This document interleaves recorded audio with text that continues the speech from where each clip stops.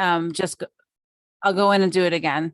Okay, that's fine. I'm sending him the agenda. So for some reason, he said that what I sent him was showing up strange. Let me try it.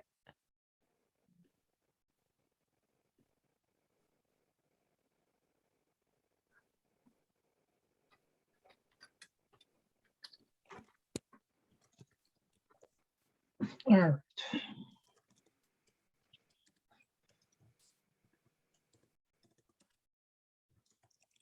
There he is.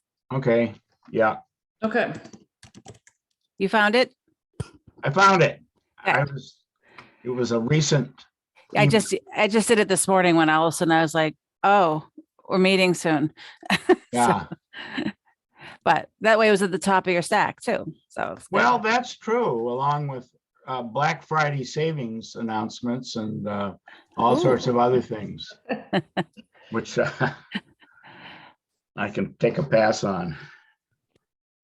So what are we're waiting for 4 more people?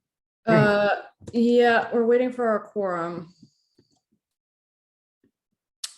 So I know we just need one more. I know that Paul Cleary cannot. He's he was in Florida and going to attend for Florida, but unfortunately he had to come back for a funeral. So his week plans were upended. I thought Cassie was going to join us. I have not heard from, I think Peter had a conflict, so we need either Cassie or Jack to join us. Yeah, Cassie wasn't there last night. Peter was. Did you talk to Peter, Tom, or Jen? I just said hi to him. Yeah, I talked to him for a bit. I thought he was aware of this meeting. Yeah.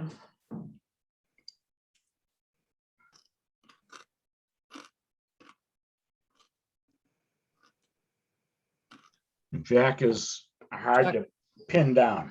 Exactly. All right. All these guys with jobs. Okay. I'll text Cassie right now.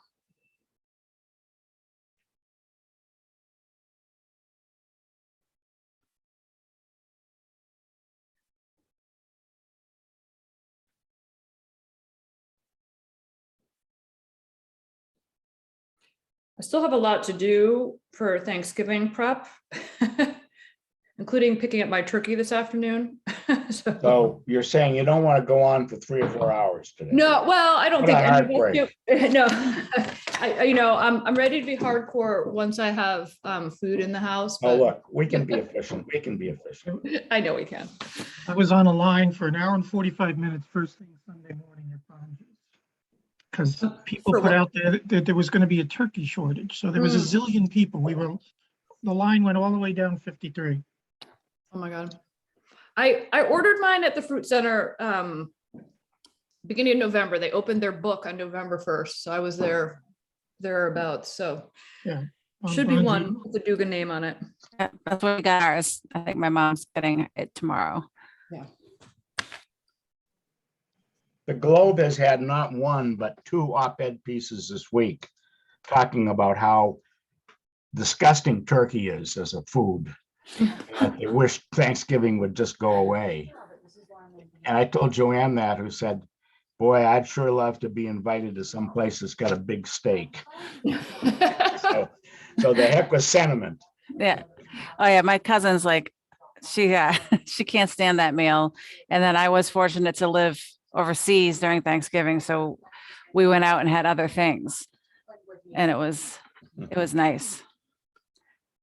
I had lamb and steak. Yeah. Right. Cassie, it was just getting out of a doctor's appointment with her son, so she's gonna join in a second. Okay. Yeah, I don't mind it. I don't mind it, but I do like turkey. We've got a really good brine recipe that that like makes the meat really salty. So it always turns out really well. Yeah, I think you have to brine a turkey to be, Yeah, my brother-in-law brines it on the K. That's where we're going, but my mom's grabbing it from up here. And I love all the sides, so to me it's fun. But so I have to depart. I was double booked, not been unbeknownst to me, through the office upstairs for insurance review. So I can't. They're coming down from some faraway place, so I have to go to that. So I'll stay on till about 10:01 and make Katie host. is there anything we can begin with without a quorum, or are we in violation of some bad? Well, we're in violation of Law. open, we're in violation if we open a meeting without a quorum. No, of course, and I'll keep you in the loop Um, as we get closer to the meeting. There were, just to kind of preview, there were there was minutes to approve, and then wanted just to talk about the RFP process, because Cassie and I had a meeting with Michelle Leary and Lauren last week to kind of get Michelle's take on it. And there's some things that we have to get done during the month of December, nothing too onerous, but in order to be ready for our ability to advertise early January for a consultant. And then second, just wanted to talk about sort of the nitty gritty around the comprehensive redraft in terms of both the deliverables that we would like to see a consultant produce, because that's a piece of like what you have to include in the RFP in the scope section. And then also sort of talk about timeline and how we sequence some of these conversations with the community. And Tom had just circulated a minute ago some of his thoughts on that front, because I do think this whole conversation around phasing in terms of how we break up this conversation with the community is important. So that was the topic. All right, it's important. Sorry. Katie, do you know if Cassie's phone number is 781-724-3474? The last four, 3474. 3474, that's her. Yeah, all right. So I'm just gonna I'm gonna allow her to talk. She's in listening. Okay. There she is. Hey, Cassie. We know you may not be able to speak, but we see your phone symbol. Okay. So do you have the ability to unmute her or not, Jen? You're muted. I did promote her to allow to speak, and I'm just asking her to unmute. Okay. So she should be able to speak. Okay. All right, so I'm gonna call to order the zoning bylaw working group meeting of November 23rd, 2021. Present Katie Dugan President Is it Tom Callahan? and Present. present Cassie Malatesta. Present Jen Oram. Okay.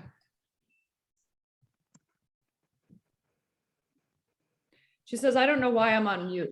Oh. Oh. So, okay, well, we opened, so hopefully she's gonna dial back in. I think she's retrying. Okay.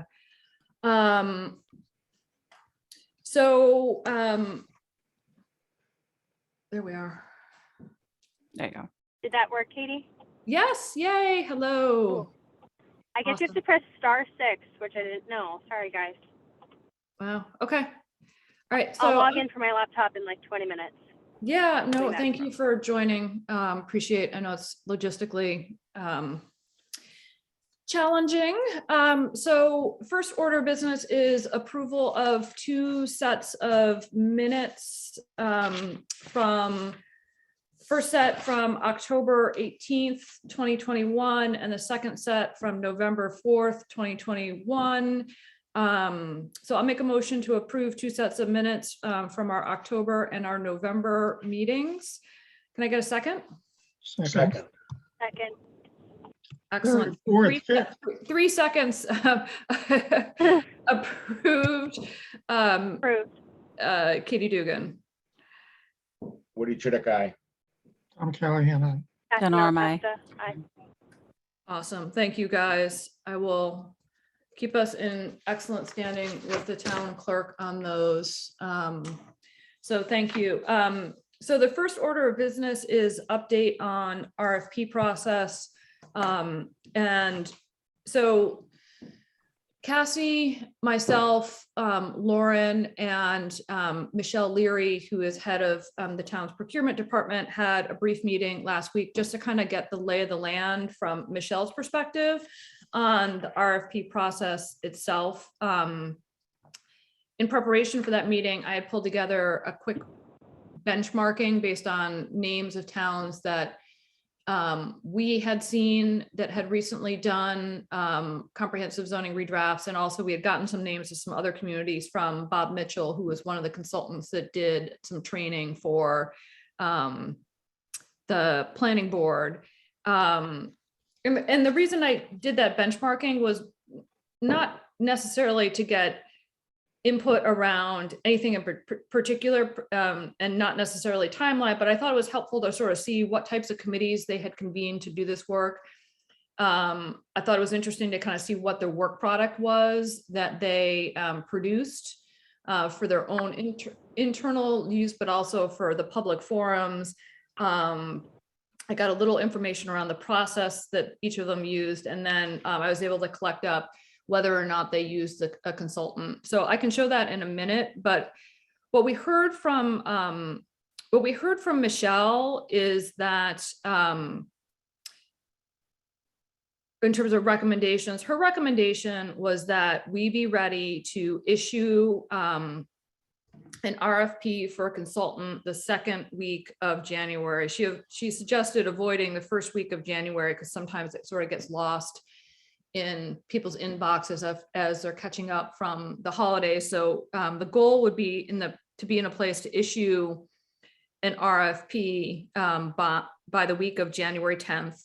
Typically, you leave the RFP open for 3 weeks at least. And so the goal would be to close it the week of January 1st. And then during February, review the responses, but also have the formal interviews. And so, and then by end of February, have the selection made so that we could do the price negotiations, sign a contract, and be ready to go with a consultant by the beginning of March. That was sort of the process.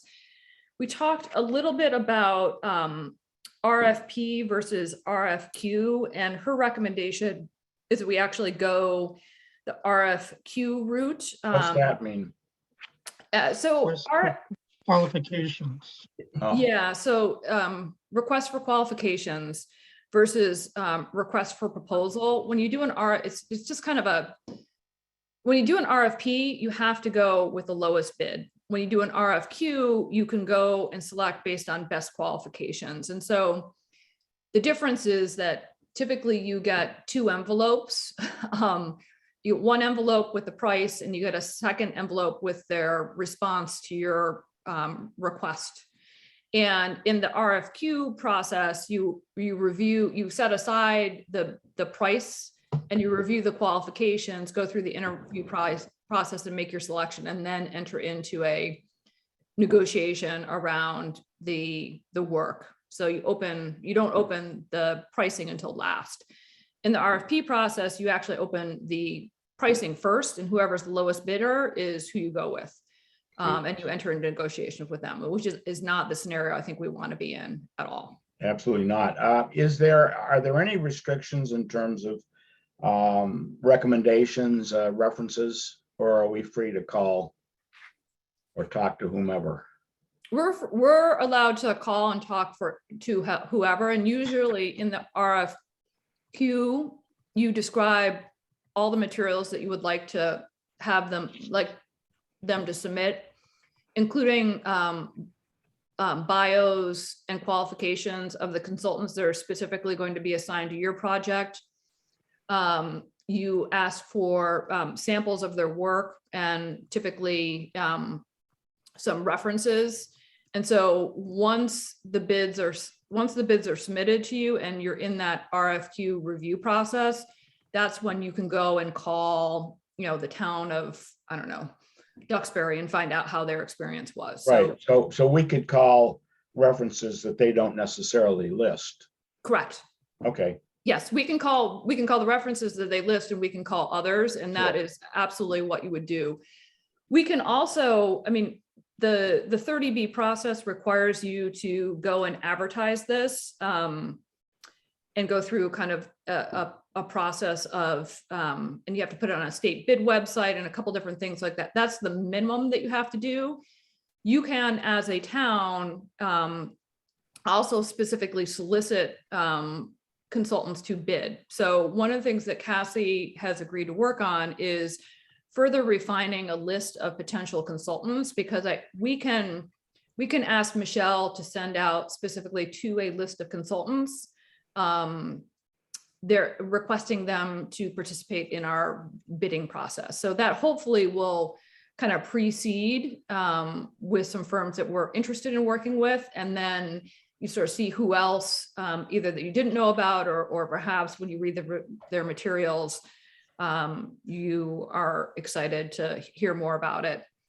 And Katie, I was just going to add just the pricing exercise part of it. Doesn't it sound like you don't provide a budget until you receive everything, and then it sounds like you can go back and forth to negotiate, but the risk is that they might start ripping out parts of their scope to meet your budget? That's the Yeah, risk there. so typically in the RFQ,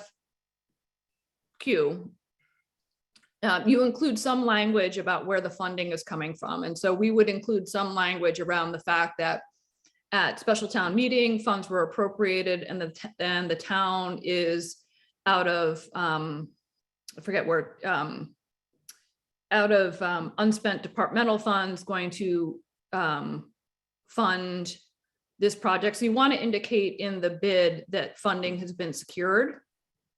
But you don't necessarily have to come out and say, in our case, we have $125,000 budgeted for it. You can, if you want, but in many cases, you just sort of indicate that the sources of funding are there. What happens is most of the time there's a bid that comes in. The more detail you give in terms of the dollars you have available, the more likely the consultants are the people that bid are going to tailor their response to your budget. In the case that we decide not to be kind of specific, that we have 125,000, you will ultimately open the bid from the consultant that is your top pick. And let's say we open the bid and we find out that they've bid, I don't know, $150,000. And so we've got a $25,000 gap. At that point, because in an RFQ, you can enter into negotiations with them around the price. But if there's too big of a gap, as Cassie was alluding to, there is potential that in order to kind of bridge that gap, they might suggest cutting pieces of their scope to meet your budget. Now, the good news is that in this RFQ process, you sort of have your top pick, but you also have your second and third pick. So for some reason, if you can't come to agreement with your first pick, you can certainly move on to your second pick and open negotiations with them. But my recommendation is that we disclose how much funds that we have available, so that when they're bidding, they know exactly, they're in better sync with what we're able to fund. I guess the only other thing I would say is that typically what happens is that there is an interview committee that's chosen that does all of the interviews. So let's say we get 6 bids. There's a framework in the RFQ document that basically says how you're going to evaluate the different bidders. You go through that framework and evaluate the bidders, and you come up based on that plus qualitative conversations with your top 3. And Michelle recommends that we interview all 3. It's an interview committee that interviews all three. And all the members have to be present for all of the interviews. Otherwise, their vote is not counted. Her recommendation is that we have 7 or 8 people on an interview committee. You can do it all in one day. That's what we did for the master plan process, is we literally set them up. We did 45-minute interviews, one at 6 o'clock, another at 7, another at 8, and we did them all in one evening. So we didn't have the problem with people, not being absent from one versus the other. And then, that's how we chose to interview. So we would have to figure out who the interview committee is. Typically there's some folks from town, like probably Lauren Lynn, John Hallen, and perhaps Jen Oram, and then we'd have committee members, probably 1 from select, 1 or 2 from planning board, and then a couple from our committee. So that's kind of the format. And ultimately it's the interview committee that makes the recommendation, the final recommendation. So that's kind of how the process works. In terms of what we have to get done right now, it's really the writing of that RFP, which Michelle does kind of the boilerplate stuff, but our working group would be responsible for the pieces around the description of what we're doing in town, what our scope of services are that we're asking for, what we want to see in terms of things to be included in their response. And once that's drafted, we'll need to solicit input from the select board briefly and from the planning board, just to make sure that people are aware of what the final RFP looks like. And I'm sure the planning board and the select board will want to sign off on who is on the interview committee. But those are really the drafting and the dog and pony show around the RFP and the interview committee are probably the 2 things that we have to get done in December. Does anybody have questions on that? Well, the one question I have is this scope confined to the zoning bylaws per se, or does it encompass rules and regulations of other permitting boards? And I don't have a point of view. I'm just wondering how broad a scope. my thought was that it was going to be the zoning bylaws, Okay. not the rules and regulations. I mean, I guess, Tom, like if we're pulling out a whole bunch of rules and regulations into a second document, because we're not going to have them in our bylaws, do we want to include? Well, my understanding is this person is not the person writing everything, so we're writing these things. So I don't know that it needs to be in the scope specifically, but it won't hurt to say zoning bylaw and all attendant Or land use associated rules and regulations. associated land use regulations. Yeah, land uses, Yeah. Because, Right, the right phrase. the thought that is in the last paragraph of what I circulated today is that, we have something called the Code of Federal Regulations. We have something called the Code of Massachusetts Regulations, and it's all regulations of all statutes, all in one place in one document. And that's what I'm kind of envisioning. A single document that has a conservation section, a planning section, a zoning section, a sewer section, a water section, and everybody's stuff will be in one place. So, we're going to, the compilation of that is going to involve the cooperation and the input from some other boards that aren't involved in the zoning bylaw process. So I think for the purposes of this consultant and what we're doing, it's the attendant regulations that are attached to the zoning bylaw. So I don't have a problem adding that language, but. Well, and until we know differently, I would recommend that we do add that language, because you never know. I mean, there are wetlands provisions in our zoning bylaw in section 9 that I'd dearly love to see out of there. Yeah. It's there are pages that we have never once in 35 years referenced. Yeah. There's a lot of that. Yeah. There's a lot of that. And a big piece of what, Tom, you've sort of created is the excising of all of that dead weight out of the bylaws themselves into Yeah. rules, regulations, which we've had several people say that's the best practice. Yeah, the only things I've excised thus far and what I've put together is the application stuff. But, when we were doing the access regulations, and talking to Brian Joyce, there's a lot of technical stuff, and got me to thinking that there are some bylaws where there's technical requirements that we could also move out to regulations, because those may change as the state of the art of technology changes. So there's probably stuff in Article 9 and lots of other places I haven't even given thought to yet that need to be moved out and can be moved out. Yeah. So So just so that everybody has this, hey, Peter. Peter's joined us. Greetings. I knew Thank we you, knew about this. sir. I appreciate you hustling back from wherever you were to join. Yeah, I rearranged a little, and so All right, appreciate that. here I are. Here you are. So I thought I would we're talking about RFP process, Peter, and just to kind of recap Yeah, the the goal is to have an RFQ, not an RFP, an RFQ ready to be advertised the second week of January. Backing up from that, we have to finish writing the RFQ and socialize that RFQ and decide on the interview committee during the month of December, which is reasonable, because it's not like we're creating all of this from scratch, but we do have to customize it to what we want for Cohasset.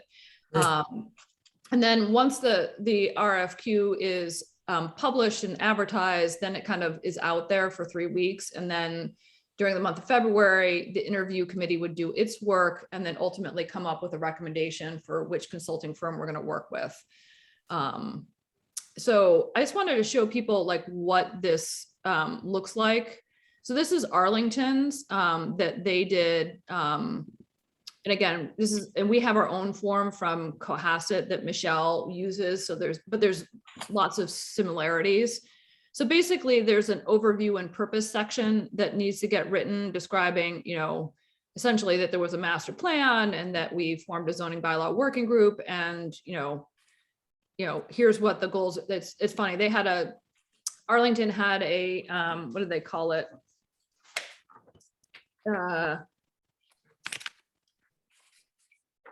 They called it a zoning recodification working group. That's their ZRWG instead of our zoning bylaw working group. So you wrote the overview. There's additional background information about the town, background information about the master plan, which in our case applies, a description of the zoning bylaw working group. They then went into detail about the residential study group. I think what we could do is really articulate. I think we're going to want to articulate and describe all the work that our group has done for the last 12 months to communicate to the consultants that we're not starting flat-footed, but rather we've done all this kinds of work. In fact, you can even, in many cases, include links to examples of work. So we could have Jen put on up on the town website some of our work product that we would want to share with the consultant and create links so that they can actually see all the work that's been done, by residential, by harbor, by housing option, and some of the work that we've actually already passed. So you sort of describe the work that you've done. And then it gets into, sort of sections 1 and 2 are background. And then section 3 is really where you start getting into describing the scope of services that you're looking for. Again, this would need to be customized to exactly what we're looking for. In the case of Arlington, they were looking for help to reformat and reorganize, create a structure of public participation activities, and help on a timeline. Then they go into detail on each of these and what they were expecting in terms of public participation. They actually left some of their stuff pretty open-ended in terms of looking for the consultant to make recommendations around a public participation process. So there's sort of 2 ways you can scope your RFQ, you can write a generic statement asking for the consultants that are bidding to describe what their public participation process is, or what they would recommend, or you can kind of seed the conversation and say, here's what the working group is thinking in terms of public participation. Please comment or revise based on your best practices. So I think you can describe what you would expect, or you can leave it open for them to make recommendations. And then they talk a little bit about what the role of the staff is on the town side and what the role of the working group is. They lay out what the expectations are in terms of timeline. In this case, they were expecting work to start in October to be ready for a special town meeting the following year. So that was a 1-year timeline. And that they wanted all of the public outreach to be done prior to the summer. So that was kind of a 3-month lead up to special town meeting, which I think is wise because it takes a while. So that's deliverables is kind of, I mean, this is back old 2006, you can request them to have hardbound copies, which is actually nice because sometimes your interview committee gets a bound copy, but we could ask them to do as many copies as we want so that everybody can have a hard copy. And then you go through and you list out what you expect their qualifications to be in terms of the firm, in terms of the project manager.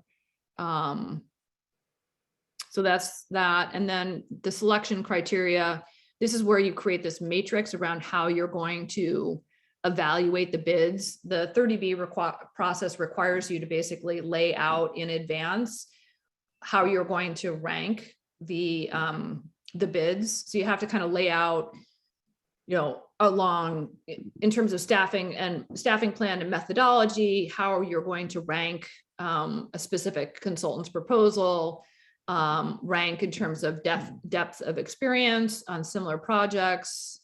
Then you get on to sort of more qualitative stuff in terms of the ability and knowledge to serve the town,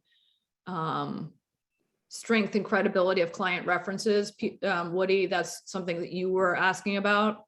So this is where you can not only check the clients that they submitted, but also others. Then you can ranking of the desirability of their approach to the project. So this gets into the, do you agree with the methodology they're recommending in terms of public participation, or do you like their timeline or other things that they think are kind of best practices? And then the last, which is always your out, which is the ability to meet the budget and the project schedule as you've described. And then the rest of this is rather boilerplate, but that's what a RFQ looks like. Our job would be really to focus on sections 1, 2, and 3. I think for something like, and 4. But in terms of consultant qualifications, this is where I think we could look at a couple different samples between what Arlington did, what New Bedford did, and what some of our RFQs for consultants from our town were, and come up with that matrix. There's not a lot of magic in the matrix. It's more about the scope and the deliverables that is what you need to be specific. So that's the task at hand. My hope was that people would feel comfortable with Cassie and I taking a first crack at this the week after Thanksgiving, so that we could have a full committee review of it the week of December 6th, unless anybody else wants to join on the bandwagon of writing the RFQ. You have my blessing. Okay. And mine too. Yeah, likewise. Okay. Thanks, guys. You guys can do a great job on it. We can Right. always commit later. Yeah, and I think really, I mean, this is where I think we can rely heavily on some examples that we found and some internal examples. I think that the thing that I wanted the group to discuss today as it relates to RFQ is really this whole scope of services and timeline and phasing, because we as a committee have to be on sort of the same page in terms of like what we want to see in terms of scope of services. And Yeah, then Cassie and I can write up a first draft for us to look at and comment on and say, wait a second, maybe we want to tweak it. But that's where I wanted to have the input from today.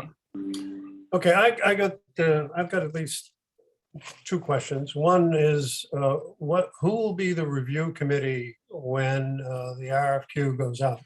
Who will be reviewing the responses? I So- assume there'll be somebody from town staff, you know. Yeah, so one of the things that we will want agreement on this month between our committee, the select board and the planning board is who's going to be on the interview committee itself. And so that is absolutely, that doesn't go in the RFQ itself, but we have to agree from Right. so Michelle's recommendation was 7 or 8 people. She said, Michelle Leary is really just she's the person that assists us in this process, but she doesn't have a voting role. She's sort of the administrative assistant and knows the 40B process. But her initial recommendation was that there would be 3 people from the town side, Jen Oram, possibly Lauren Lynn, definitely, and John Hallen. And again, her recommendation was 3 from the town side. And then she said 4 or 5 committee members. And it probably makes sense to have 1 person from the select board, 1 or 2 from the planning board, and 2 from our working group. And that was sort of the recommendation. But does that sound appropriate, Peter? I mean, we certainly have not. written any of that. It's a big group. I would always vote for a smaller group, but whatever. And the second question I had was at the review of the proposal for rewriting the bylaws or reorganizing the bylaws, did the town agree to provide funds out of free cash at the special town meeting? Did they do a carve out for this to Yes. fund this?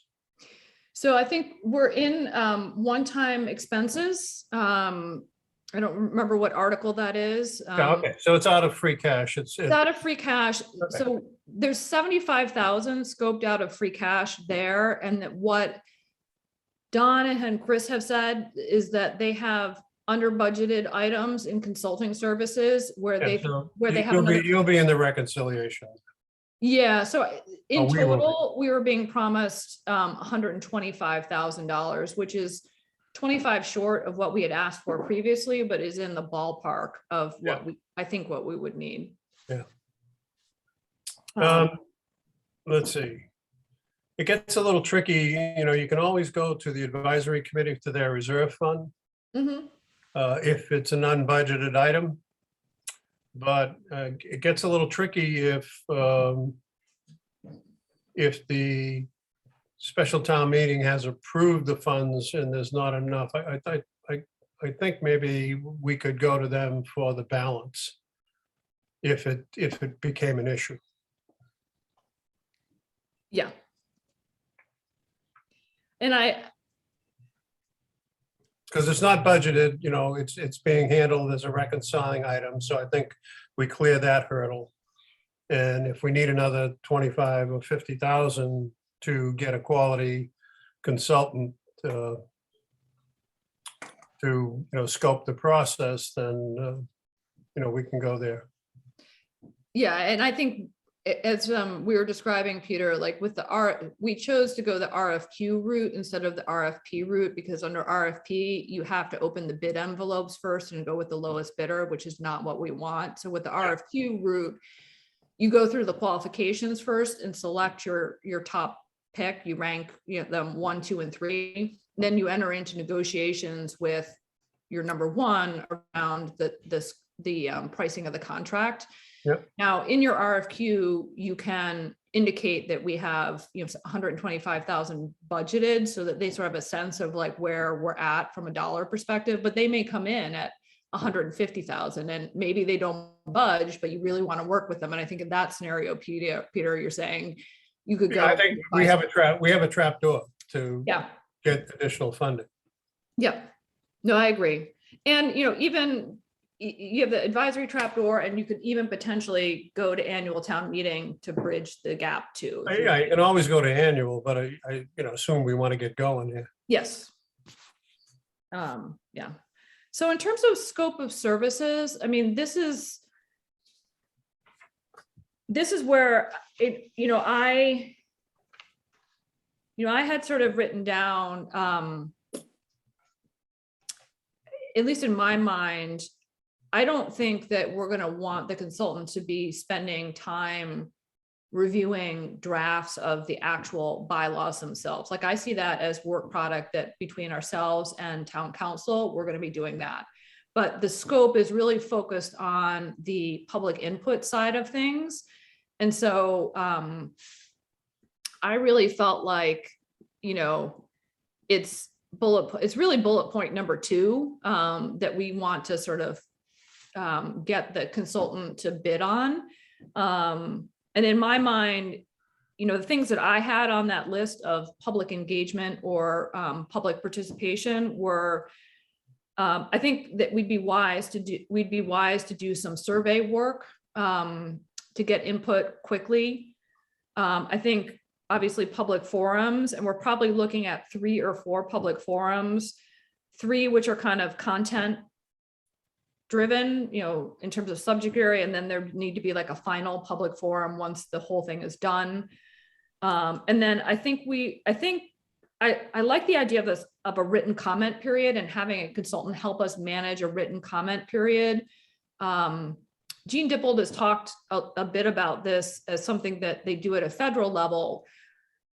And what I like about the written comment period is that you can put out drafts of language and then have and direct the community at large to comment on that draft language. And you actually, in some ways, I think you cast a broader net when you do it that way. And it also doesn't all have to be done live on a single night, where sometimes you don't get people. Well, you would have to, you couldn't do this with open-ended questions. I mean, you'd have to be putting out specific language for them to consider. Yes. In a public forum. It's going to be different than, some of the other things we did for the master plan and the open space plan about just, what do you think? What would you like? No, this is going to be, you're going to have specific language, maybe 2 versions or something to present to the public, or it'll be never done. Yeah, no, I agree. If it's less open-ended, it'll never be complete. No, I think that's the beauty of the written comment period, is it would force us to have proposed language that people can comment or not. And typically, I shared some examples from what Gene gave to me, but typically there's kind of a preamble that describes what is the issue or what are we trying to regulate. And then there's the actual regulation language so that people can comment. They don't necessarily, some people are going to choose to read both, but in many cases, people can comment on, yes, I agree on the concept of X. I agree on FAR, or here are my concerns about. So what if they don't agree on FAR? So there are going to be people that don't agree. And the beauty of the written comment is you can kind of sit back and look at, okay, we got, I don't know, 50 written comments, and 2/3 of them were in favor and 1/3 were against. And so when you go back to the public and say, listen, this is, based on a written comment period, we had 2/3 support. In your experience, and I'm sure you've experienced this, in my experience with these surveys, you get very few people. You get you get a limited number of people who understand it and want to participate in it. And so special interests can dominate the answers easily. Because we're not obligated to follow a majority. Well, that's what I'm saying. What happens if they don't? What happens if they don't want it? Because it's not likely to be a big sampling of the community. I think there are probably 2 or 3 reasons. One, people don't really have misconstrued the issue. 2, they disagree. That's Yeah. where we come out. That's classic. But I think we're going to find a number of people really don't understand the nuance of the issue, and there needs to be further education or explanation. Yeah. I mean, I think you'll get a better sense at these public forums, assuming they're fairly well attended, and I would suggest they be timed to be well attended, like not a weeknight, but Look, a Saturday, but open space, and I'm sure in the master plan, we advertised everywhere on every social media, in the paper, yeah, I know. posted it everywhere, and we were lucky to get 20 people.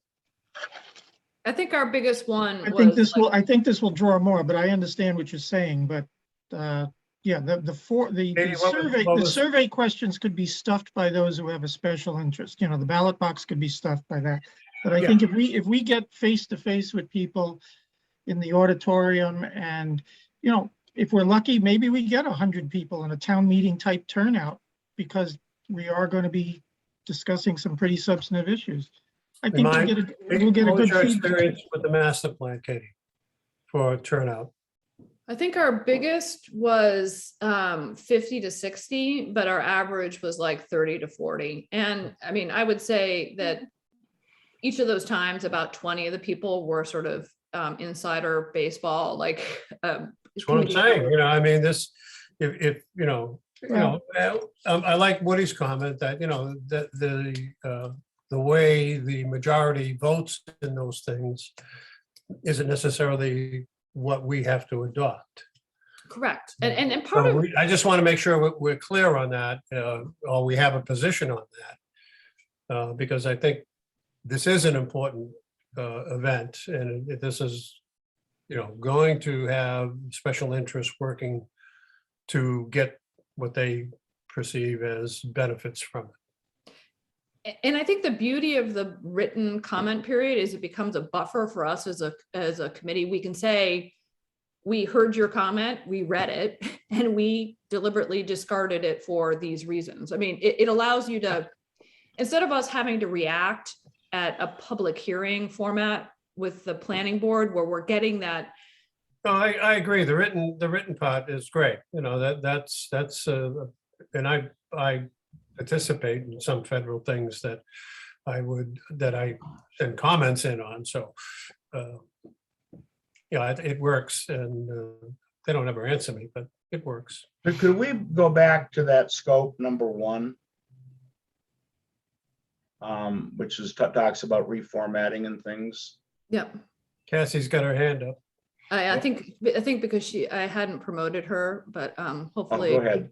You can hear from Kathy first. I don't care. Oh, no, I was just trying to be let in through my laptop. No, it was my bad. Sorry, It doesn't seem like I have video now, though, which is That's okay.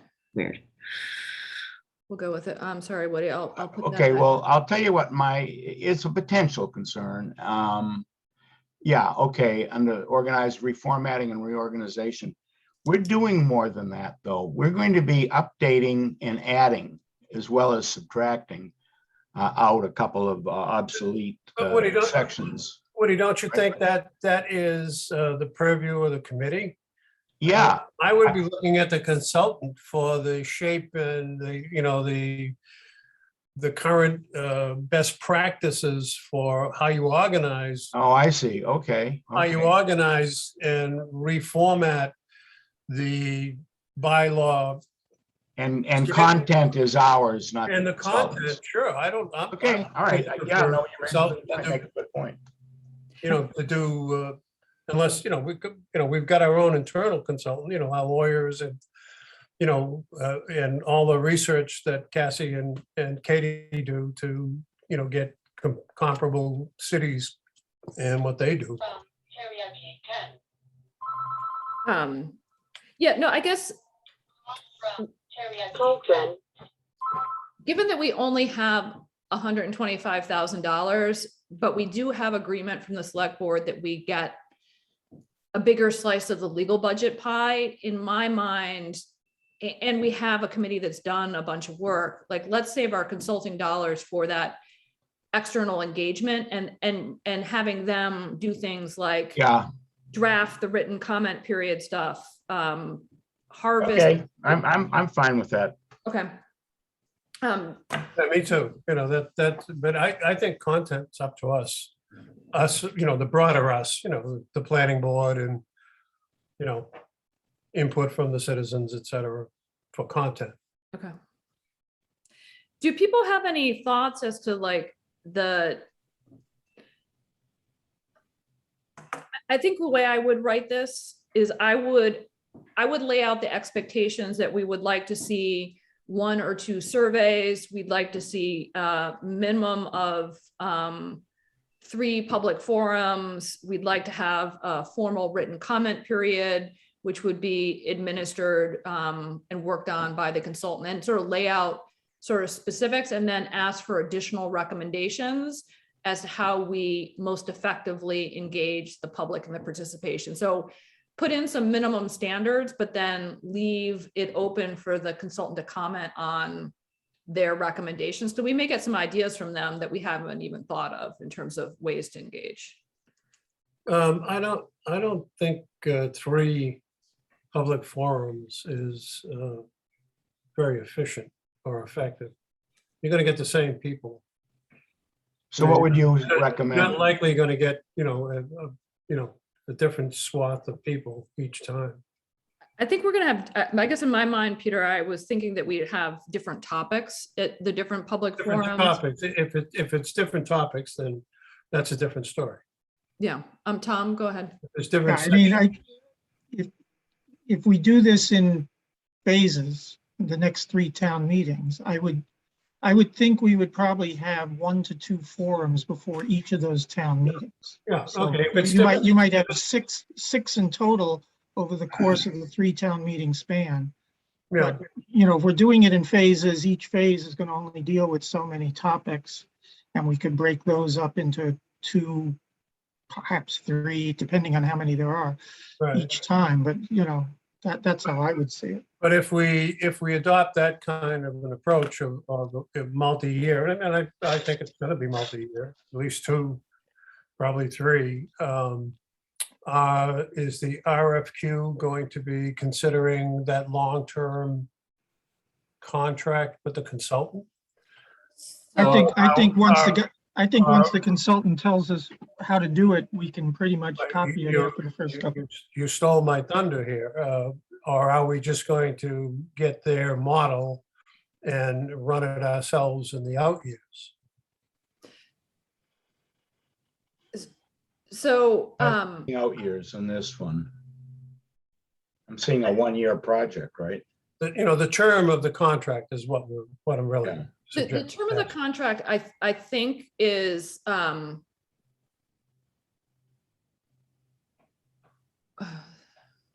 think we're talking about a 15-month contract from, let's call it March of 2021 to May or June of 2023. So let's say 15 months. So in terms of project schedule. I would think that should get us enough education in how to effectively get the public's comments to be able to replicate it ourselves. And I think what we want to do is we want to get the model, but we also want to make, we may not get 100% of it done, but we get, I don't know, 60% of the changes we want You done. get the key concept of how to organize it to be effective. Yep. And then after that, you're doing this, as we've seen, or as we've heard from other communities, you're doing this on a regular basis instead of letting it pile up over 35 years. But we've got a backlog that we're trying to grind through in this concentrated.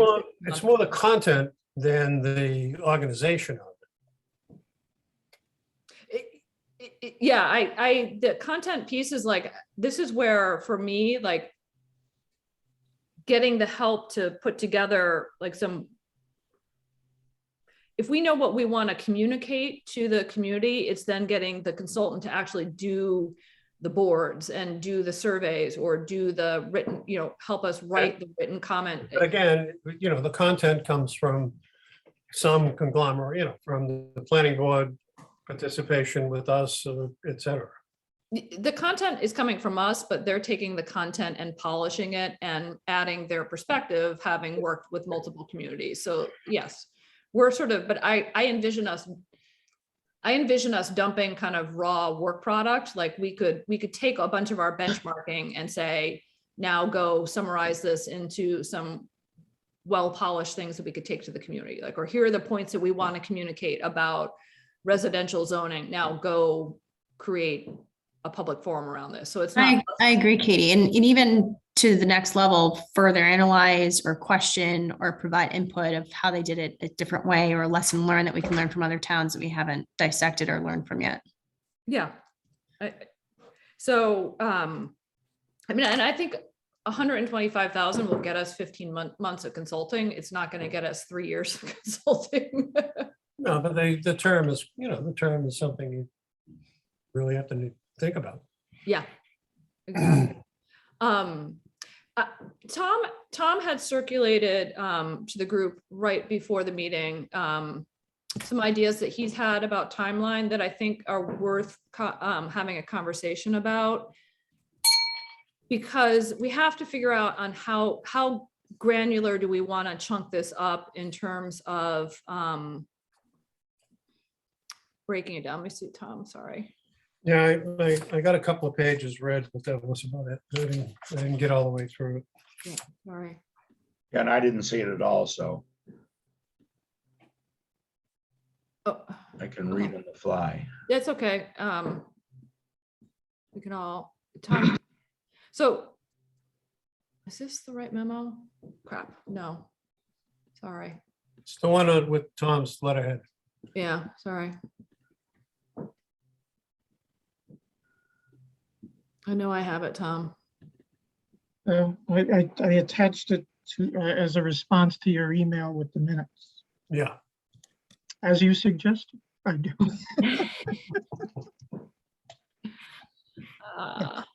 It wasn't my idea. Do you All right, want me? I'm gonna go into my email. Sorry, I've You in want my me to, well, can I share a screen of it? I don't know. hold on one sec. I got I've this. never done it before. Yeah, she can give you the screen share. Sure. Sure, Peter. I think I've got this. You're as expert as I am. Over to you, I know Peter. you can do it, but I can't. You've revealed me. Peter, take it away. No, I know the function is there. I just don't know how to do it either. All right, more. I got stuck as the Oh my God. administrator I on can't a even. Hold Zoom on. a couple of nights ago and couldn't figure out how to raise people up. So, All right, I'm going to, I need some classes, I guess. I thought I knew, but then like, I don't know. Okay, hold on, I'm there.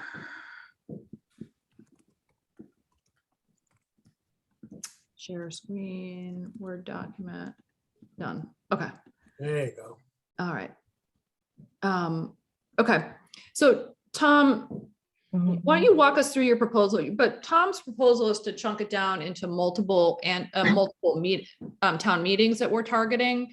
And the contrast to that is that we try and do it either at one town meeting in 2023. So those are kind of the two bookends that we kind of have to discuss and talk about the merits of. Because I think that's critical in terms of like the scope as we're describing it to the consultant. So this is Tom's proposal around how to break it down. Yeah, I'm just going to read it just for the ease of myself. I'm reading it off my screen on my Yep. computer. I don't disagree with the categories. Yeah, But if you're going to do it, if you're going to do this over multiple years, you have to create the universe that you're operating in, and that is the reorganization. right. So that's step one. the first thing you have to do is tell everybody that we're reorganizing everything. And then you go forward year after year with the different parts of that. but you've got a framework to operate under, which is reorganization. And why? You know, you sell that first as the universal. Here's why I wrote this after the big Tuesday Kumbaya meeting. I was a little taken back when town meeting 2023 was the target date. But on further reflection, 2 years. well, 3 town meeting cycles. We have annual 22, special 22, and annual 23. This is actually 22. Fiscal. Well, well, I'm thinking in town meeting cycles. So Yeah, the town meeting cycles, the upcoming town meeting is 22. let me finish my thought, okay? So I kind of got the sense from the collective group, and thinking about this just myself, is that trying to do this all at once will be very difficult. Would require perhaps 2 or 3 nights of just town meeting sessions for the bylaw, because there are going to be some parts that are controversial and will get a lot of debate, unless we've done a fantastic job on our public forums. But there's things, there's housekeeping, and there's reorganization, and there's parts of the bylaw that aren't going to change. And those can be brought forward soon. Housekeeping and reorganization set the groundwork for substantive changes, but even if the substantive changes we are going to propose, like FAR, get shot down, the bylaw is in need of house cleaning and reorganization anyway, as we've discussed many times, because of all the stuff that's been grafted on it. So for this upcoming town meeting, well, first we have to address the issue of a moratorium, a targeted moratorium, 1 or 2. And I explained this in the memo. I'm not going to go over all of it, but I think the first step, and that would be beneficial whether the substantive changes we propose pass or do not pass, is to go forward with a new definition section that we've weeded through, combined from all, we have definitions that are set out all over the bylaw, put them all in one place, weed out what we don't need, make changes like we're doing at this special town meeting, maybe some other changes we still want to put into place. Put that into effect and put housekeeping into effect. The housekeeping would be, with these new definitions, you have to make sure all the articles conform to these new definitions. That would be difficult to present on paper, only because it is the whole bylaw that'll have changes, but we'll work out how we present that. Reorganization of the articles and sections, that can happen in the spring.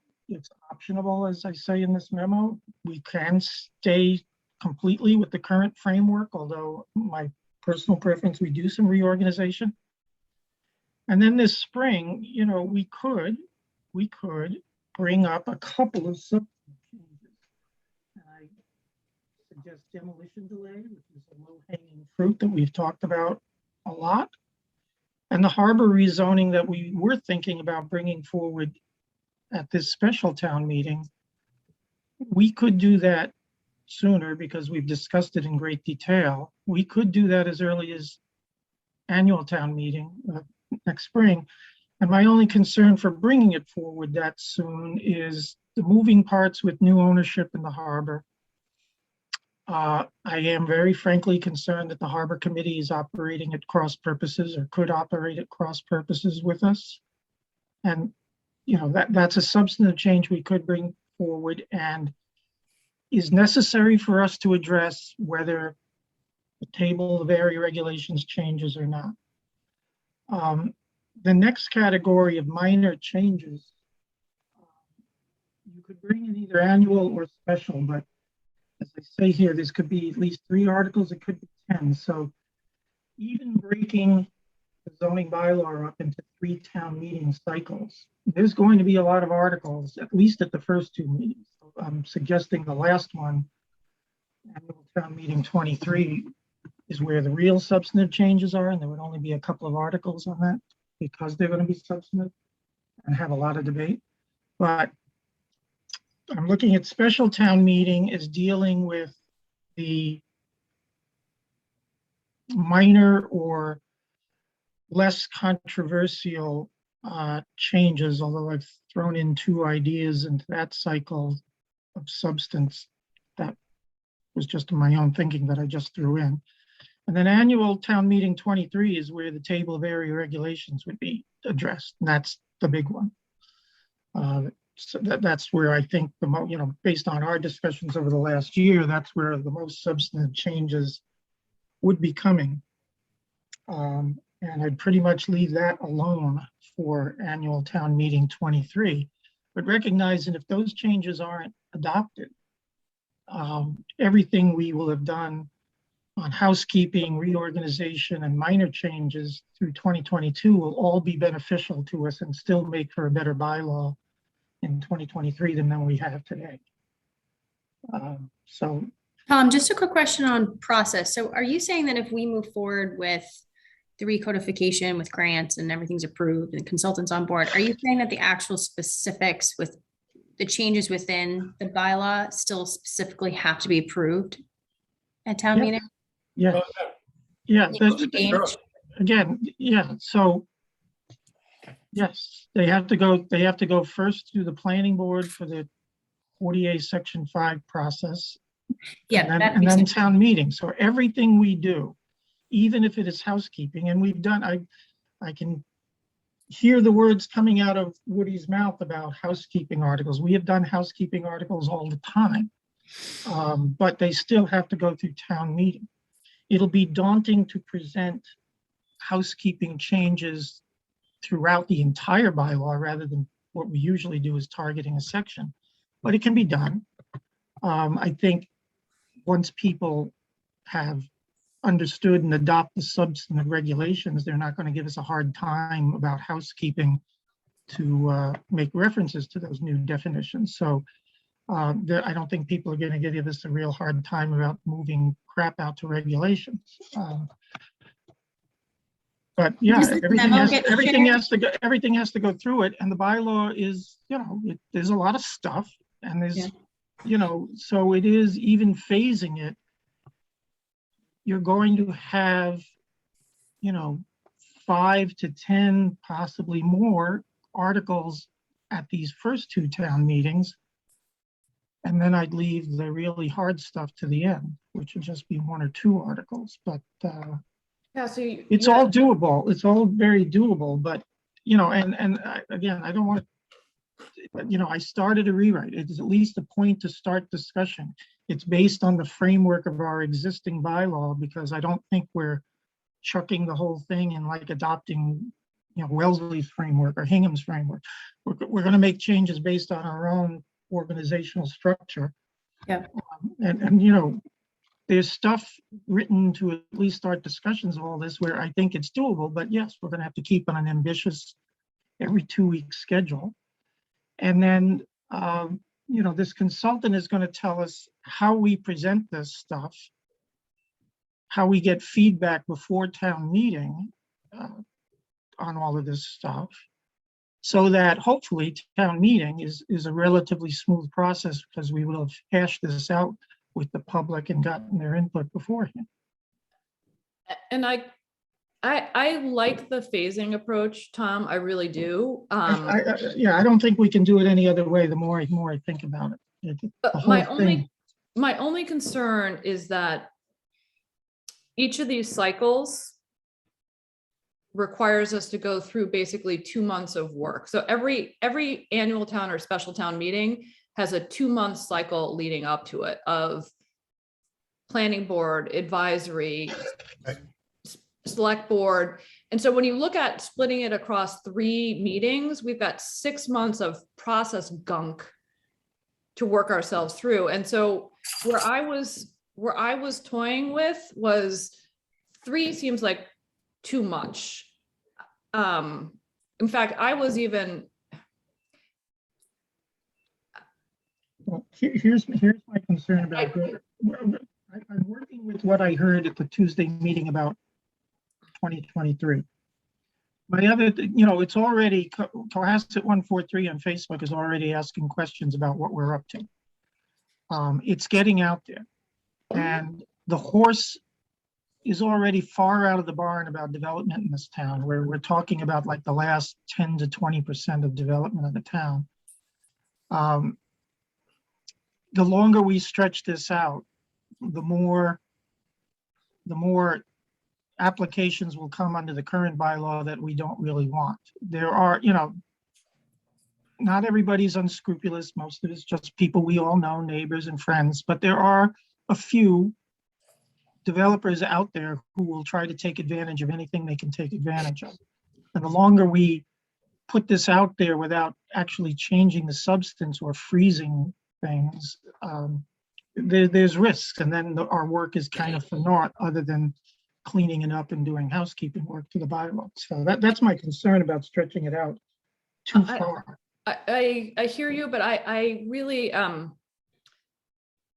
there's just, it takes us 2.5 months to get ready for every town meeting cycle. And it takes so much time out of the work that we need to do. So I also don't think that there's, at least with what you're proposing, there's no time, we're not gonna have a consultant on board to help us with any of the public engagement stuff as it relates to your annual town meeting 2022 stuff. And I was hoping that we could design a phase 1 and a phase 2 so that we could have a phase 1 with a consultant helping us through it, and then a phase 2 that we could do ourselves. And in that phase 1, in my mind, I was hoping we could get exactly what you're describing as housekeeping, the reorganization, the definitions done, plus 1 or 2 substantive changes, and then, or maybe 3, I don't know, like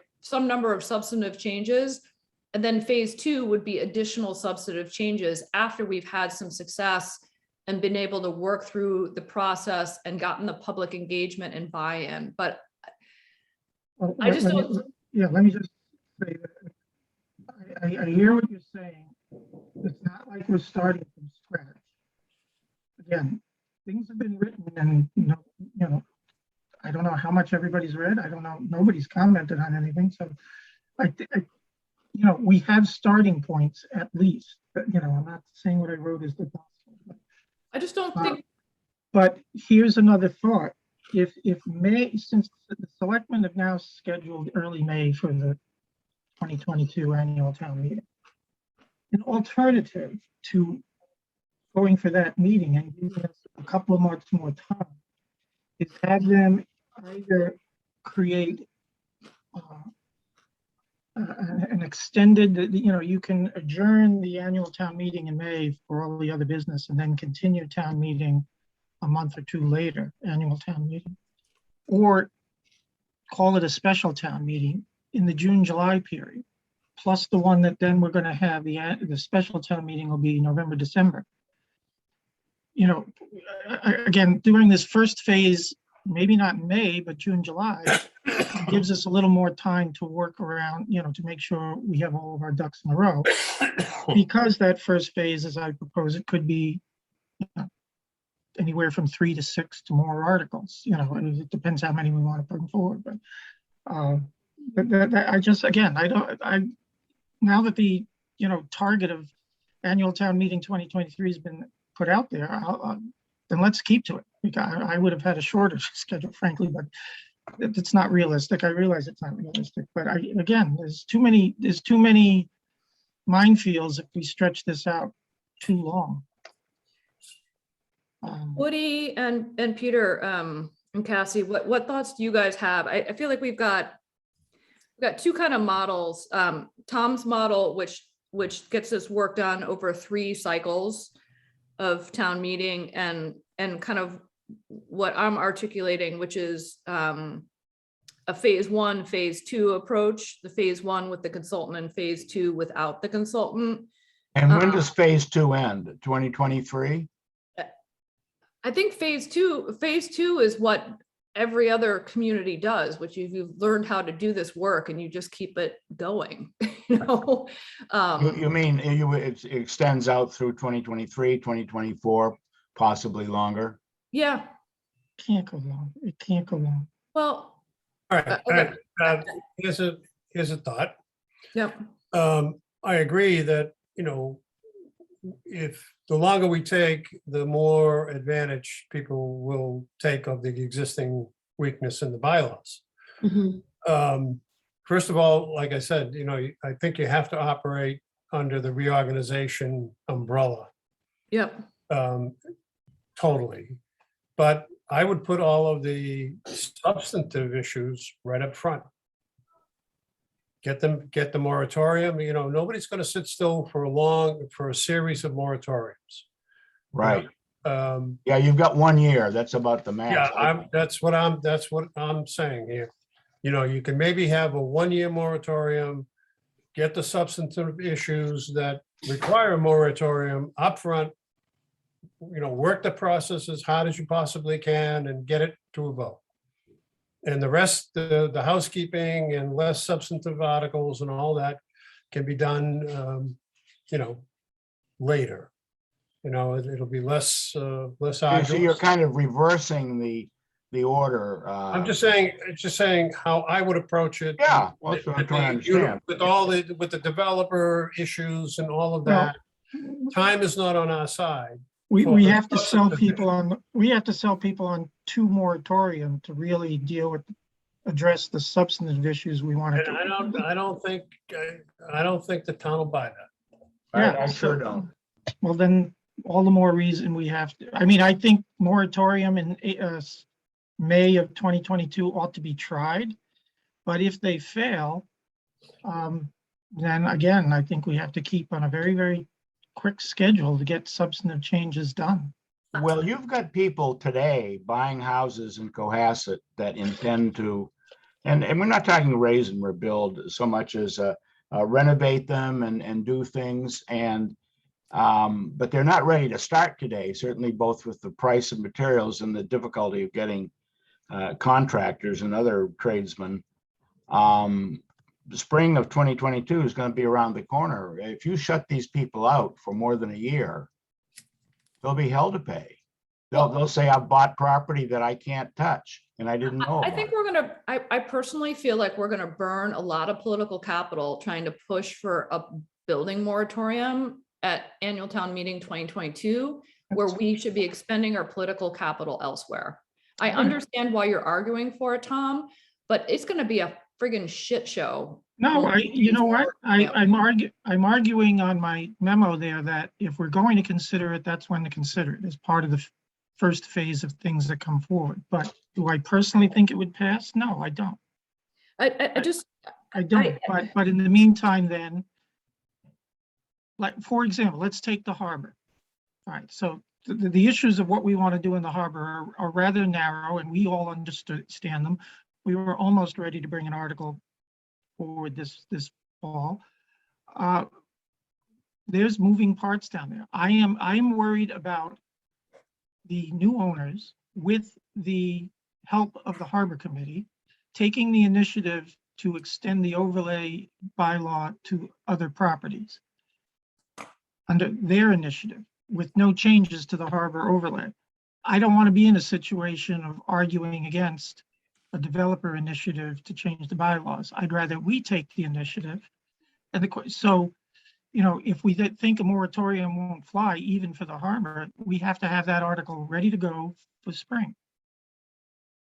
The FAR thing, we're not ready to bring that forward yet because we haven't had enough substantive discussion about it. And that's just one we're going to just have to take a risk on. That in the meantime, until we bring it forward, there's going to be a lot of new giant houses built in town.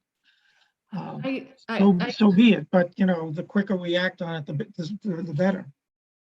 I guess the thing that I'm struggling with is that for me, anybody talking about anything for 20 annual town meeting 2022 is a trigger, because like that means that we had to start yesterday or where we have to spend every moment starting in January focused on getting ready for annual town meeting. And that gives us no time to do the, But we have started. There's things on paper for you to consider. It's not, we're Yeah, not creating things out of you've whole got to cloth. work backwards in a timeline, Tom, and to get ready for May, you've got to be really prepared in January to be starting to submit this stuff, to socialize it. That's what I would suggest to the selectmen, possibly, that we have either an adjourned session of annual town meeting or a separate special town meeting in the summer. You know, just like it takes us 2 months to prepare for a town meeting, the town side, you know, there's, you know, they have the same problem. If you- I guess that's where I can't wrap my head around. Well, you can have the same argument at every cycle, and if we keep bending to this argument that nobody has the bandwidth to get ready for a town meeting, we'll never get it done. We will never- That isn't what we're suggesting. I mean, we are just beginning this journey. You may think that we've put a lot of time into this stuff. I don't think we've spent 20% of what we're going to have to spend in terms of time and intellectual capital. And it can be done. And some of it is just tedious stuff, but I don't know if we can be ready by January to submit much of anything. And yeah, maybe you buy yourself a couple of months if you say we'll have an annual town meeting part 2 in July, but I'm not. Well, you know, again, I'm saying this. from You'd the have to perspective sell that- that too. I'm doing this from the perspective that I've written something and nobody's paying attention to it. And so excuse me if I'm a little frustrated, but there's stuff there to start work with. That's all. And if we keep stretching it out, then the whole exercise is we're gonna have spent a lot of hours, yes, Woody, but for naught, because the town will have already taken the initiative to develop itself. But Tom, every time you push us to go for annual town meeting, you cause us to pause on looking at your document. That's what that's where I'm like, I'm struggling with where we All right. need a stretch of time to just work and not be in this town meeting cycle and accept that things are going to happen during that time period. But like, I think what we've done in terms of annual town meeting this year and special town meeting this fall are good because they've established our credibility and they've gotten a couple things that just needed to get done. But then there has to be like a dig in and work phase, which includes this public engagement that we desperately need a consultant for. And if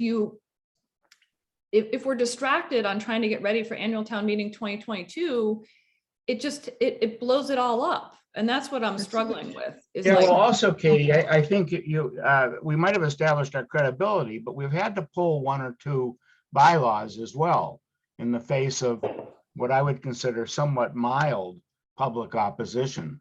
And so I don't think that bodes well if we're going to continue down the road of putting out bylaw drafts and then withdrawing, not just modifying them, but withdrawing them entirely.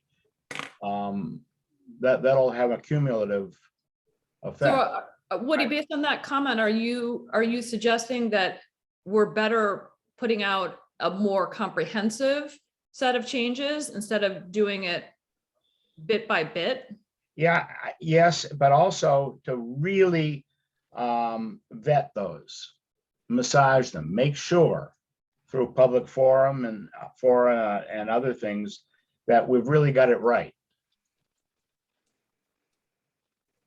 Because I think we're going to have to, you know, come in with tighter. And Peter suggested doing the big things first and the housekeeping second. Isn't that kind of correct, Peter? Or Yeah, that's, yeah, I think the substantive things, you know, that's the battle.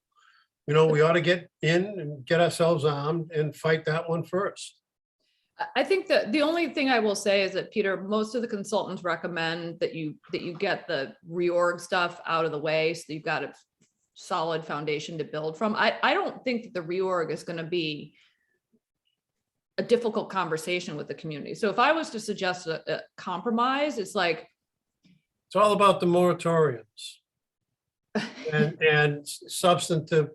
As you said, what happens, happens. There's going to be a time frame that people understand that bylaws are going to change. They're going to be substantive. Some people are going to win. Some people are going to lose.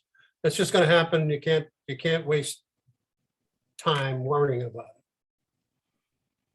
I think there's a model where you could bring forward the reorg plus a couple important substantive stuff and get that done in a. And that's what I'm recommending. The things that require moratoriums, let's get it done. Let's get those up front.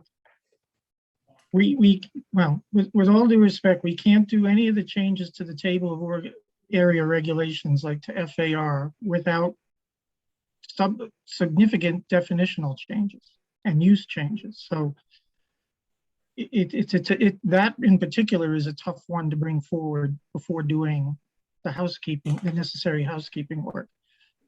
Would that require a moratorium, Tom?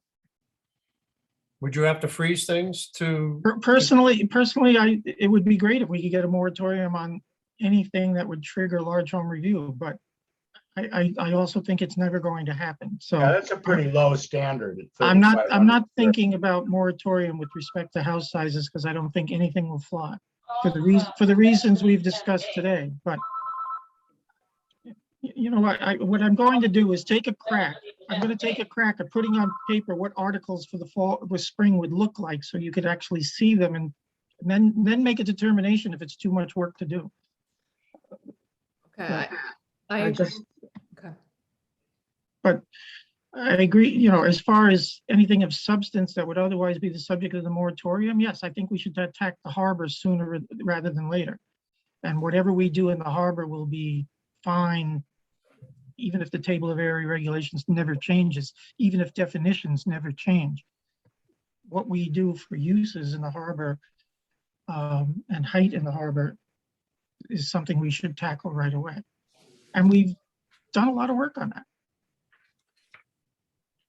So if people were to say what the top 3 or 4 substantive issues are, I hear harbor, we know table of area regulations as it relates to residential is on that list. What are the other 2? Well, as a foundational piece is reorganizing the definitions. Set that aside for a second. Yeah. Let's assume the reorg housekeeping, Okay. that's a given. But layering on top of that, 3 or 4 substantive issues, harbor, table of area regulations, what else? I think the simplifying, I'll say, the table of uses. I don't think the substance of the table of uses will change radically, but we can certainly simplify it. Okay. That might even fall under the category of housekeeping, but the bylaw change that we already passed, having to deal with that, allowing uses that aren't in the table gives more flexibility. So correct. It's just, actually the table of uses is more of a housekeeping thing because it just has a laundry list of things that we don't need to mention specifically, especially since we brought the variance process back. Yeah. Right. But I would think other substance, like I was talking to Steve Garmer last night at that thing, if we are going to develop more affordable housing or go to multi-unit housing, where is that going to go in town? So, because it's multi-units are generally prohibited. So we have to decide where are we going to target that kind of develop if we are going to target that kind of develop. I think that's substantive. I think, well, we have to around the train zone. I mean, that's a requirement. the single lot exemption, I don't know if we want to take that on again, but that would be a somewhat substantive change. I think we put that on the back. I put that on the back burner at the moment. What else? Well, again, we have the competing interest of people want to preserve more open space. I saw something on the 143 poll that they did, with very small numbers, but yet it seemed a vast majority wanted to stop seeing more development. Okay, well, if you create more open space zoning, you get involved in a whole nother legal issue. And do we want to go down that road? I think that's a substantive change that has to be discussed. We have competing interests of needing more commercial development more affordable housing and a desire for more open space. And those three play against each other. So housing have to- options, so housing options as. Housing options, and then, how and do we want to increase open space?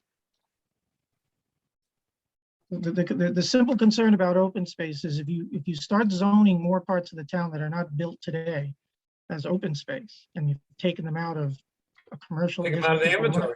or you've taken them out of residential district, you've done I know somebody will bring it up. They'll say, you've done a regulatory taking, pay me for it. And we will have to, that we as a town have to face that possibility. So when people say they want to stop development and they want to have more open space, it comes with a price tag. That I think is a substantive issue we have to address, because the community has been telling us, stop development and get more open space. But we actually have an astounding percentage of our physical boundaries as open space already, but people don't perceive that. But if we start rezoning, we're gonna create a big price tag for the town. And Katie, forgive me for not knowing this, but is increasing open space or regulating open space a part of the master plan? It's part of the open space plan. Yeah, it is part of the master plan. It's more under, I forget how it's phrased, but yes is the simple answer. Open space is part of it. Yeah, it's an action item in the open space and rec plan, which is part of the master plan. An example of what I might put in the phase 2 is village business. Because village is another one that is evolving. But what? I don't see that the village current zoning is a problem. It's just attracting businesses, which is a different thing than the zone. And the overlay is fairly new, isn't it? It hasn't really been. It's been there since 2007, and it's only recently have we started to see a multitude of applications. Well, that's why I'm suggesting it's phase 2. Once you sort of figure out what is going to happen or is happening in the village, I think it's not a bad thing. No, I know. It's just I know people have brought it up, and I don't know. I think I'm not it's just reacting to the fact that we are having positive development conversations when it comes to the village, but at some point you might want to shape those conversations. There's not enough known right now. I mean, we know pieces of it, but we don't sort of have a full vision of what may happen there.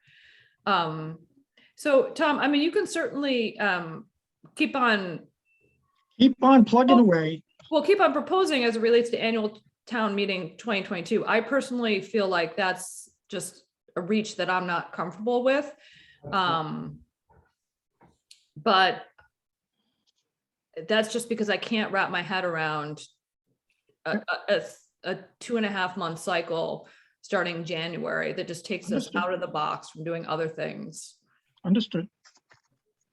So I feel like, I mean, this conversation has been helpful to me. And I think Cassie and I can take this plus what we've seen from some other samples and make a stab at writing the RFQ.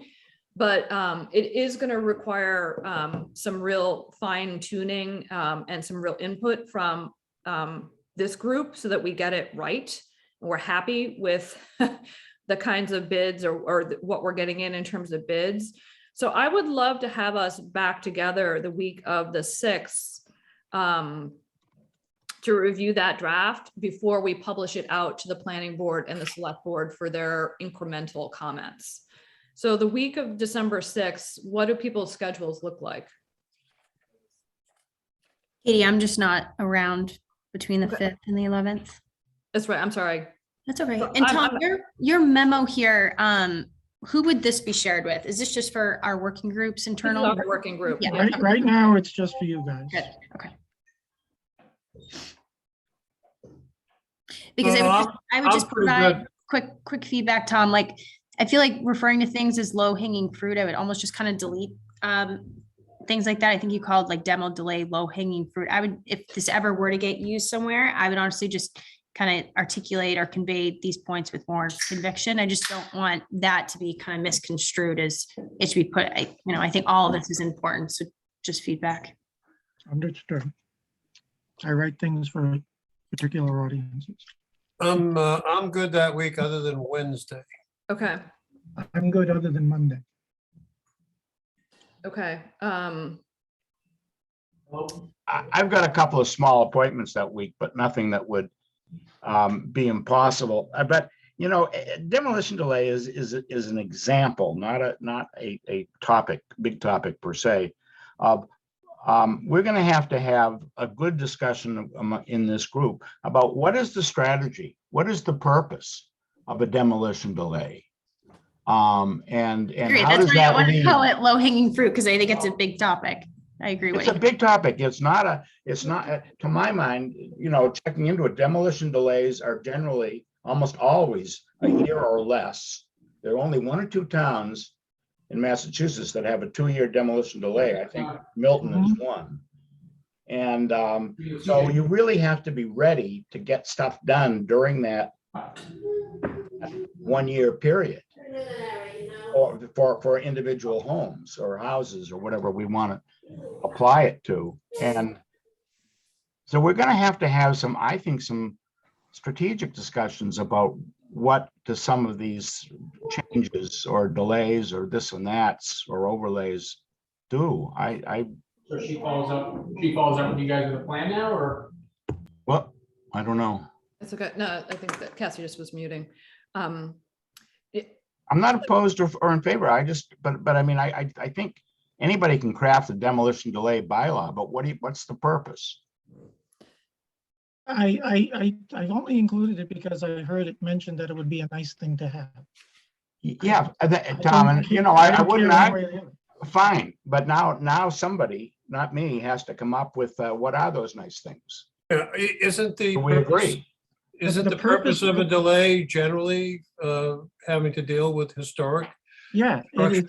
it's governed by state law where it's only dealing with houses of a certain age. And it's basically to preserve historical houses from being Right.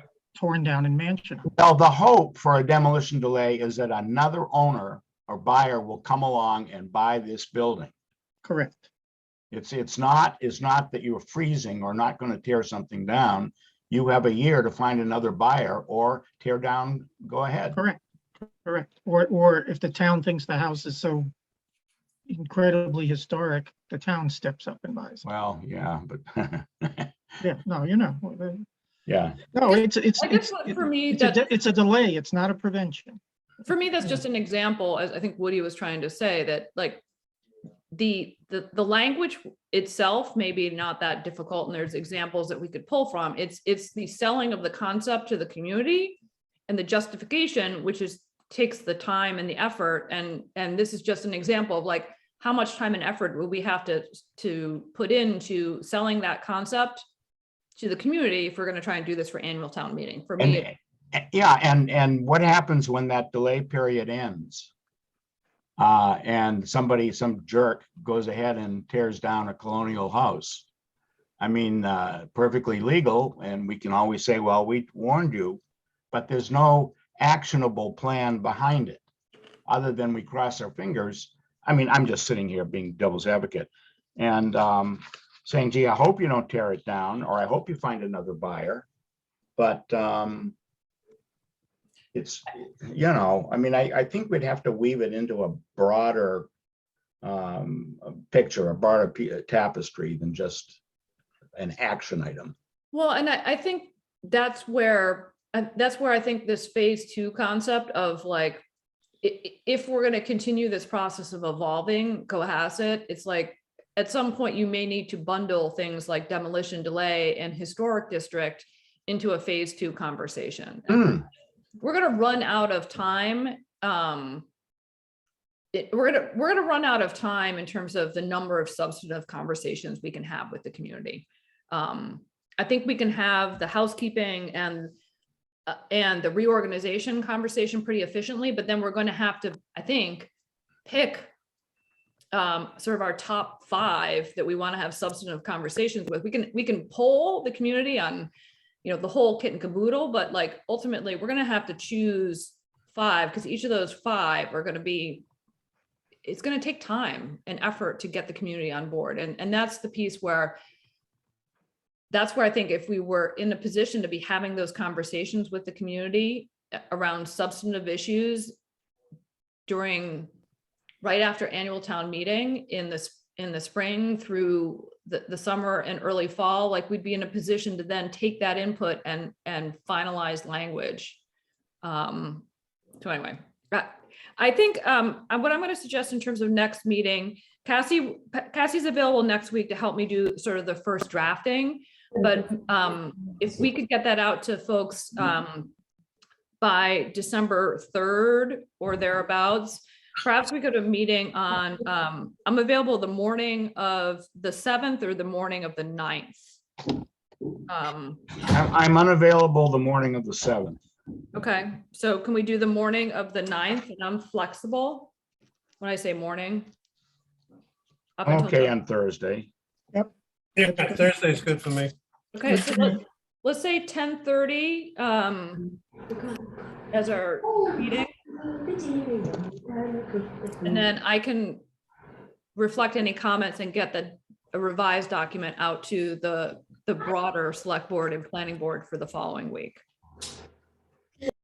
That's the 2nd, you're talking about Thursday, the 2nd? 9th. Well, 9th, 9th, okay, 9th, yeah, okay, 9th, I'm good. 9th at 10:30. Yeah, I'm good there. Guys, I do need to wrap up the meeting, if that's all right with folks.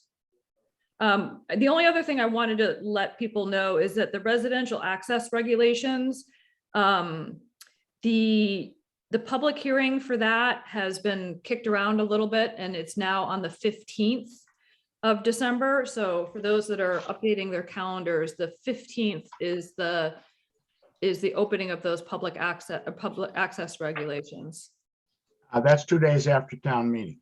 Yes, indeed, it is. Which is better.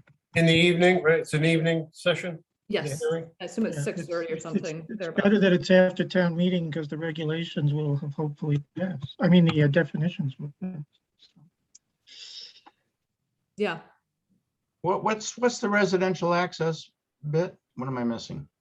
So that's the regulations that we reviewed at the November 4th meeting, Woody, it's the common driveways plus non-subdivision ways regulations. Okay, so those definitions will have passed through town meeting at that point. Yes, exactly. The definitions will have passed, and the definitions directly open the window for planning board to put in place the rules and regulations. Okay, fine. That's today. I was thinking bylaw. No, this is rules and regulations. Regulations. Rules and Yeah, regulations. Okay. Yep. Okay. So 10:30 on the 9th, and you will have. Oh, Sorry, guys. there's Sounded Dean. like Cassie stepped on somebody.